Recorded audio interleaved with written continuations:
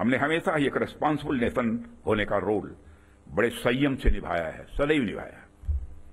हम लगातार इस बात के पक्ष कर रहे हैं कि समस्याओं का समाधान बातचीत के जरिए से हो, परंतु इसका अर्थ यह नहीं है कि हमारी सहनशीलता का कोई नाजायज फायदा उठाए। यदि कहीं कोई हमारे इस संयम का फायदा उठाने की कोशिश करता है तो उसे कल की तरह ही क्वालिटी कार्रवाई का सामना करने के लिए भी पूरी तरह से तैयार रहना होगा।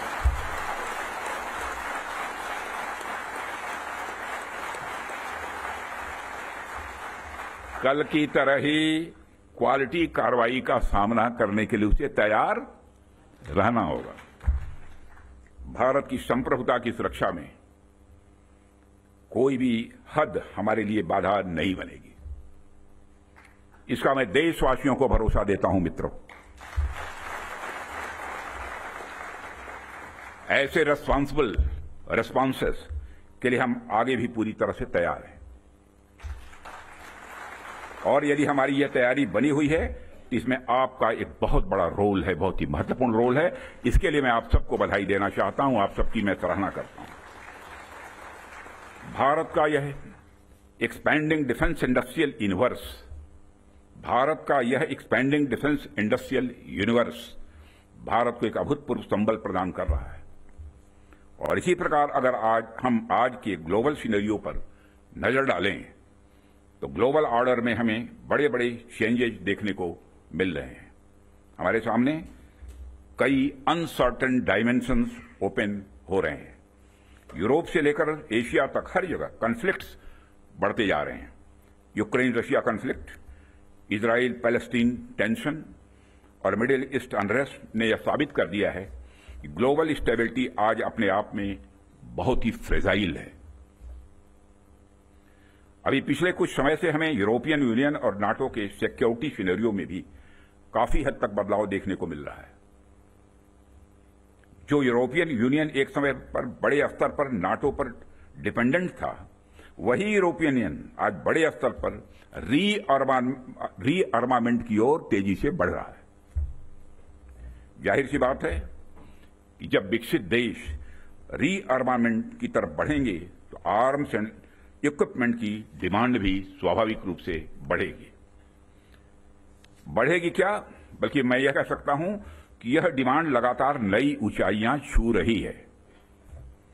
हाल ही में मैं Stockholm International Peace Research Institute की एक रिपोर्ट पढ़ रहा था, और अभी कुछ दिन पहले उन्होंने एक रिपोर्ट जारी की है, और उसी रिपोर्ट में यह बताया गया है कि वर्ल्ड मिलिट्री एक्सपेंडिचर 2024 में $2,718 बिलियन तक पहुंच गया है, जो अपने आप में मैं समझता हूं कि बहुत बड़ी बात है।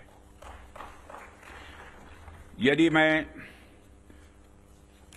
और मेरे कहने का अर्थ यह है कि चाहे डोमेस्टिक डिफेंस रिक्वायरमेंट हो या इंटरनेशनल, आज आर्म्स एंड इक्विपमेंट तथा डिफेंस प्रोडक्ट्स की रिक्वायरमेंट पहले से कहीं ज्यादा है। और आपके द्वारा किए जा रहे प्रयासों से इस देश का जो डिफेंस मैन्युफैक्चरिंग सेक्टर है वह ब्रांड इंडिया फिलॉसफी के साथ विश्व में अपना सिक्का जमा सकता है। साथियों, ऐसा नहीं है कि यह बात मैं सिर्फ कहने के लिए कह रहा हूं, हमने पास्ट में ऐसा करके दिखाया है। यदि मैं आंकड़ों की बात करूं तो अभी 2024-25 के फाइनेंशियल ईयर में हमारा डिफेंस एक्सपोर्ट अप्रॉक्सीमेटली 24,000 करोड़ के रिकॉर्ड आंकड़े को पार कर गया है, और यह हम सबके लिए प्रसन्नता की बात है कि हमने इस लक्ष्य को प्राप्त किया है। लेकिन हमें यहां पर रुकना नहीं है, हमारा लक्ष्य इससे कहीं अधिक बड़ा है, और हमने निर्धारित किया है कि 2029 तक डिफेंस एक्सपोर्ट को कि इस आंकड़े को बढ़ाकर हमको 50,000 करोड़ तक ले जाना है, और 2047 तक जब हम पूर्ण विकसित एक डेवलप्ड नेशन के रूप में खड़े होंगे, राष्ट्र बनेंगे, उस समय तब तक तो हमें दुनिया का सबसे बड़ा डिफेंस एक्सपोर्टर बनना है। लक्ष्य बड़ा होना चाहिए, तभी हम कुछ कर सकते हैं। इतने बड़े लक्ष्य की प्राप्ति के लिए बेहद जरूरी है कि हम अपने डिफेंस इक्विपमेंट की क्वालिटी को लेकर पूरी दुनिया में एक ट्रस्ट डेवलप करें, लोगों का दिल जीतें, लोगों का भरोसा जीतें। डिफेंस इक्विपमेंट का एक्सपोर्ट करने से पहले हमें इस ट्रस्ट को एक्सपोर्ट करना पड़ेगा। डिफेंस इक्विपमेंट का एक्सपोर्ट करने से पहले हमें उस ट्रस्ट को एक्सपोर्ट करना पड़ेगा, तभी यह होगा। নানা ধরনের কন্টেন্ট দেখার জন্য লাইক করুন, শেয়ার করুন আমাদের ফেসবুক পেজ, সাবস্ক্রাইব করুন আমাদের ইউটিউব চ্যানেল। পাশাপাশি অন্যান্য ব্রেকিং নিউজের জন্য অবশ্যই চোখ রাখুন রিপাবলিক বাংলায়।